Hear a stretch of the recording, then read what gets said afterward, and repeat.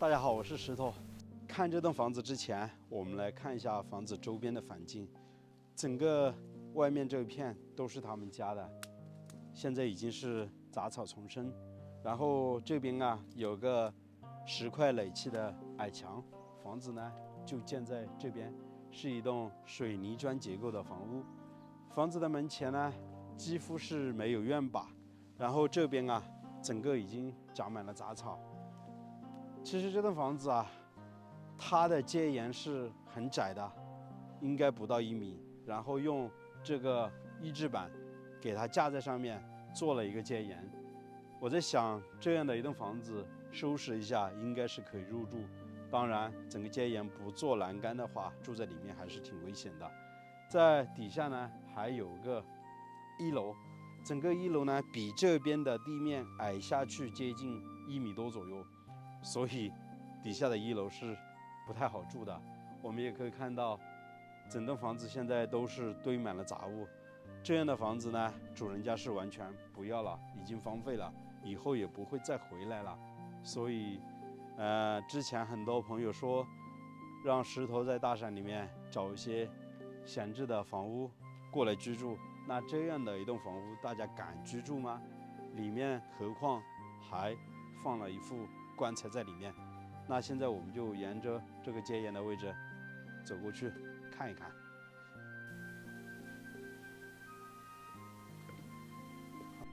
这边距离县城接近有30公里，距离镇上啊有10公里左右，算是独门独院的房子。周边还有2、3户人家，现在也都没人居住了。背靠大山，当然也是面朝着大山。可以看到整个山里面的植被也是特别的丰富，门前呢还有些大树，整个院子啊，房前屋后都已经长满了杂草。刚才我说了，这栋房子为什么说透着我们湘西苗族的很多生活信息在里面？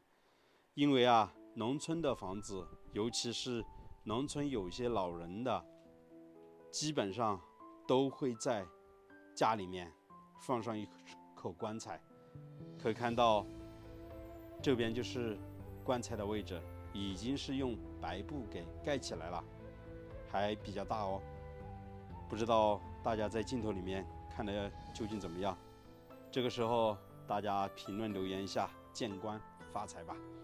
其实整个房子啊，我们已经是很难走得进去，因为是堆放了很多杂物。这边又有棺材挡住了路，所以我们只能从这边看一个大概。里面基本上一些生活痕迹看不到太多。房子呢，应该是建好了之后，几乎是没什么装修，然后也没在这边住多久。大门也是打开的，所以我们才能够看得到里面。我们这边属于湘西苗族自治州，所以这边是比较偏僻的，还比较流行土葬吧。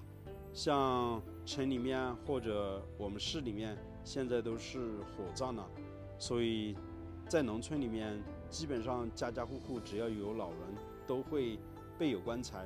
老人100年之后呢，就是放到棺材里面，然后进行土葬，埋到山里面。这边呢也是属于武陵山区，整个大山呢是喀斯特地貌地区，很多溶洞。大家也可以看到房子门前的这些大山呢，几乎开门就见山了。所以有些胆子比较大的朋友到山里面来隐居，一定要能够有这样的心理准备。荒无人烟的地方，自己单独的生活，要耐得住寂寞，胆子还要比较大。整个寨子现在已经是完全的无人村了，没人在这边居住。白天都显得特别的安静，到了晚上可能更加安静，然后也是可能更怕人了吧。看这边主人家呢是养的有1箱的野生的蜜蜂，飞来飞去的。冬天啊，蜜蜂的活动量已经是非常少了，每年的秋天都会采蜜的。然后我们走到房子的侧面，可以看到这边有个楼梯，可以爬上屋顶的。在这旁边呢，还有一栋砖房，也是荒废了。门口呢，已经是长满了灌木丛，房子也是破破旧旧的。屋顶上的瓦片都已经全部烂掉了。整个房子啊，感觉好像修了没多久，然后护栏也没有做，这户主人家呢就不在这边居住了，挺可惜的一栋房子。其实收拾一下还是能够住人的。来到了楼顶的位置，可以看到这边啊是有一些这个应该是仓吧，买过来的这个铁皮，像一个桶子一样的储存粮食的。这边啊还有一个风车，以前这边是种的有稻谷啊、玉米，收回来之后晒干，用风车这样子吹一下。这边还有些稻谷呢，看这里还有床，那边还有一个，在我们这边叫做这个晒垫，就是用来晒这个稻谷啊、玉米的，用竹子给编织的。这栋房子啊，到了3楼，我们可以看到，几乎也是没有装修，砌好了墙面就是这样子。这里就是一个露台了，做了花城柱的栏杆，整个露台还挺宽的，接近有50来个平方左右。然后周边啊都是一些山林，在那边啊也是一栋闲置的房屋了。房子的背后有一片竹林，像冬天的这个季节啊，可以在里面啊挖些冬笋的。